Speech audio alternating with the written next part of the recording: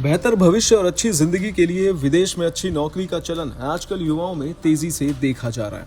एक ऐसा ही मामला मध्य प्रदेश के रायसेन जिले के 21 वर्षीय फैजान का आया है, जो करीबी दूर करने के लिए विदेश में नौकरी की तलाश कर रहा था। भोपाल में उसकी मुलाकात मुजीब नाम के एक एजेंट से हुई, जिसने उसे ओमान की मस्जिद में इमाम की नौकरी का झांसा दिया और 60 से 70 हजार रुपए प्रतिमाह वेतन का लालच तक दिया। आपको बता दें कि एजेंट ने फैजान से करीब 2 लाख रुपए ऐंठ लिए और उसे मुंबई की एक एजेंसी के हवाले कर दिया। मुंबई एयरपोर्ट पर जल्दबाजी में कागजातों पर दस्तखत करवाए गए और धोखे से उसका एक वीडियो भी बनवा लिया गया। आपको बता दें कि ओमान पहुंचने पर फैजान का पासपोर्ट जब्त कर लिया गया और इमाम बनाने के बजाय उससे घंटों टॉयलेट सफाई, बर्तन धोने और मजदूरी का काम कराया गया। खाना और वेतन ना मिलने तथा एजेंट द्वारा नंबर ब्लॉक करने पर निराश फैजान ने सुसाइड तक का विचार बना लिया था। आपको बता दें कि फैजान ने इस पे क्या कुछ कहा, आइए जानते हैं। क्या नाम है आपका और क्या हुआ है आपके साथ? मोहम्मद फैज़ान नाम है। मैं भोपाल के एजेंट मुबीन के थ्रू मैं ओमान गया था मस्कत मस्जिद इमामत के लिए, लेकिन वहाँ आकर मुझसे टॉयलेट वगैरह साफ़ सफाई कराई जा रहे थे। 30 से 40 कमरे थे। 13 से 14 घंटे ड्यूटी करना पड़ता था मुझे, और मुझे वो लोग खाने के पैसे भी नहीं दे रहे थे। मैंने 2.5 महीने काम किया, मुझे कोई खाने के पैसे वगैरह ना दिए, और मुझसे जब काम ना हुआ तो मुझे ब्लॉक कर दिया। मुझे कंपनी ने वहाँ से निकाल दिया, मेरे ऊपर केस कर दिया। तो मैंने मुबीन को कॉल किया, मुबीन को सब बताया, तो मुबीन ने कहता है 1-2 दिन में कर दूँगा। तो उसने कुछ नहीं किया, उसने मुझे ब्लॉक कर दिया और उसने मुझसे 2 लाख लिए थे यहाँ से जाने के। तो फिर मैं कंपनी के पास गया तो मुझे वापस इंडिया जाना है, तो कंपनी कहती है आप मुझे 3 से 4 लाख पैसे दो, फिर हम आपको इंडिया वापस भेजेंगे। पासपोर्ट नहीं कर लिया? हाँ, पासपोर्ट उनके पास ही है। अभी इमरजेंसी पासपोर्ट से आया हूँ, आबिद भाई के थे। कैसे आए फिर? आपको कितनी दिक्कतें आई? वहाँ पर कोई मिला आपको पहचान का? हाँ, वहाँ पर नवाब भाई और मोहम्मद खलीक अहमद साहब मिले। मोहम्मद खलीक साहब अहमद ने उन्हें अपने घर रखा 1.5 महीना मुझे, और नवाब भाई हर हफ्ते मुझे पैसे पहुँचाते थे खाने के लिए। कंपनी की तरफ से कोई वो नहीं थी। तो कैसे मुलाकात हुई थी जो एजेंट आप बता रहे हैं उनसे? एजेंट क्या से झांसा दिया था आपको? एजेंट से ऐसी मुलाकात हुई थी, उसने मुझे प्यार से बोला कि लगे आपको अच्छे खासी पैसे मिलेंगे, 60-70-80 हज़ार आपको पैसे मिलेंगे, और आप मस्जिद के लिए जाओगे, आपको वहाँ कोई परेशानी भी नहीं आएगी। कहाँ गए थे आप? मैं ओमान गया था मस्कत फिर? जी। तो वहाँ आकर सब कुछ उल्टा हुआ है। वहाँ पर वो लोग मुझसे ऐसे ऐसे काम करवाए जा रहे थे, यानी बहुत परेशानी हाल में था मैं। बड़ी क्या करवाते थे आपको? मुझसे बाथरूम वगैरह और क्या बोलते रोज़ 30 से 40 बाथरूम साफ़ करवाते थे और रूम साफ़ करवाए जाते थे। जबकि आप हाफिज हैं, आपको यहाँ से इमामत कराने ले गए थे। जी बिल्कुल। तो क्या कहना चाहेंगे आपको जो विदेश जाने का सपना है जिन लोगों का, जाने काम करने का? मैं उनसे यही कहना चाहूँगा, एजेंट के थ्रू तो ना जाएँ, क्योंकि कितना ही अच्छा एजेंट हो वो हमेशा आपको फंसा देगा। क्योंकि वहाँ जाने के बाद एजेंट की कोई सुनवाई नहीं होती। कंपनी सिर्फ कहती है आप हमें पैसा दो, आप हमें पैसे दो और इंडिया जाओ। तो कंपनी वहाँ एजेंट की बिल्कुल भी नहीं सुनती। सिर्फ एजेंट का काम यहाँ पर है कि भेजना, कहीं भी वो भेज देता है एजेंट, लेकिन वहाँ कंपनी कभी नहीं सुनती है एजेंट की। अच्छा, आपके घर की स्थिति कैसी है?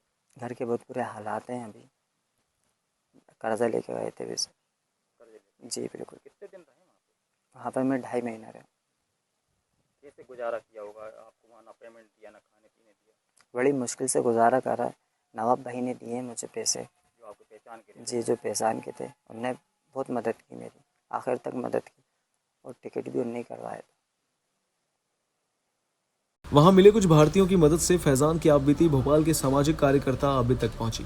आबिद ने भारतीय विदेश मंत्रालय और ओमान स्थित भारतीय दूतावास से संपर्क किया, जिसके प्रयास से 30 जुलाई को फैजान सकुशल अपने घर लौट आया। आबिद अब तक खाड़ी देश में फंसे लगभग 1500 से ज्यादा भारतीयों की वतन वापसी करा चुके हैं। फैजान अब दोषी एजेंट और एजेंसी के खिलाफ कानूनी कार्रवाई की तैयारी कर रहा है। आइए आपको बताते हैं कि सैयद आबिद हुसैन ने क्या कुछ कहा। जय हिंद। मेरा नाम सैयद आबिद हुसैन है। मैं एक सामाजिक कार्यकर्ता हूँ। विदेश में फंसे हिंदुस्तानियों की रिहाई के लिए मैं काम करता हूँ। 18 तारीख को इनके वालिद और इनके वालिदा भोपाल आए। 18 जुलाई को ये लोग मिलने आए थे मुझसे भोपाल। उससे पहले हमारे एक दोस्त है इस्लाह भाई, उन्होंने ओमान का एक सफ़र किया था। वहाँ जाके फैज़ान के बारे में पता चला तो उन्होंने फैज़ान की कहानी हमें सुनाई, और उन्होंने नवाब भाई और खालिद भाई से मेरी मुलाकात कराई फ़ोन के ज़रिए, और उन्होंने कहा कि इस बच्चे की मदद करिए। तो रात में मेरी फैज़ान की ऑलरेडी बात हो गई थी, जिनकी फैमिली आई। 18 तारीख को मैंने ये केस इंडियन एम्बेसी विदेश मंत्रालय के विंग प्रवासी भारतीय सहायता केंद्र को मैंने भेजा और उन्होंने एक केस के रजिस्टर किया और इंडियन एम्बेसी के पास भेजा गया। इंडियन एम्बेसी के कॉल आया इनका 19 तारीख को और इन्हें बुलाया गया इंडियन एम्बेसी गए, इनके सारे कागजात इनसे लिए गए और इनके सारे फॉर्म भरे गए और इन्हें 1 हफ़्ते का टाइम दिया गया कि आप 1 हफ़्ते बाद इंडिया जा सकते हैं। इन्होंने पूछा कि मेरे ऊपर, तो उन्होंने कहा कि 650 रियाल जो जुर्माना लगाया है। बोले नहीं, वो जुर्माना नहीं है, वो उनके खर्चे की जो मतलब वो एक रकम है, उसे तुम्हें देने की ज़रूरत नहीं है। आप तो ऐसा करिए, आप सिर्फ एग्जिट लीजिए और टिकट कराइए, घर जाइए। उसके बाद 26 तारीख को उन्हें फिर इंडियन एम्बेसी बुलाया गया। 26 तारीख को उनके सारे डॉक्यूमेंट दिए गए, इनको लेबर कोर्ट भेजा गया। लेबर कोर्ट की टीम ले जाके इनको इंडियन वहाँ पे मस्कत एयरपोर्ट पे ले जाके छोड़ा और मस्कत एयरपोर्ट से इनकी फ़्लाइट हुई और 29 तारीख को ये भारत आ गए। कानूनन ये है कि सबसे पहले जो ये मज़दूर तबका होता है, ये स्किल के काम में जाते हैं। तो आप जिस काम में जा रहे हैं, जैसे सपोज़ करिए कि आप मेसन के काम में जा रहे हैं या प्लम्बर के काम में जा रहे हैं, तो प्लम्बर के काम का आपके पास सर्टिफाइड कॉपी होनी चाहिए, आपके पास तजर्बा होना चाहिए। अगर आप किसी कंपनी में काम करने जा रहे हैं तो मुझे लगता है कि आपको कम से कम 5 साल का तजर्बा होना चाहिए। तो पहले बात तो आपके पास एक सर्टिफिकेट होना चाहिए, फिर वो पासपोर्ट होना चाहिए, है ना। 2 चीज़ आपके पास ज़रूरी है। तो उसके बाद आप अप्लाई करिए और किसी एजेंट के माध्यम से नहीं, डायरेक्ट एजेंसी के माध्यम से आप अप्लाई करिए, है ना। एजेंसी की वेबसाइट होती है, उस पे जाके आप सर्च करिए, कोई एजेंसी आपको समझ में आए, वैकेंसी उनकी देखते रहिए।